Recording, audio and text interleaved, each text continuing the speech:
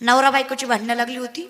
बायको म्हणली तुम्हाला माझी कदर नाही, तुमचं घरदार शेतीबाडी आई बाप बहीण बाळा सगळं मी सांभाळते.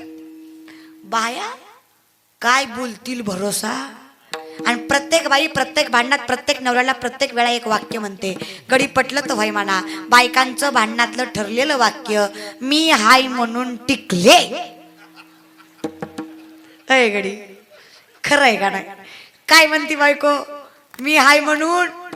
दुसरी असती तर कसं पाठ आहे बघा. दुसरी असती तर कवाच गेली असती. लय खुश होऊ नको. ती मनातल्या मनात म्हणतोय तू उलट मी दुसरी केली असती. तू काय जाय ना दुसरी काय आहे ना. काय लय प्रेम आहे का दादा. महाराज नवरा बायकोचं भांडण लागलं.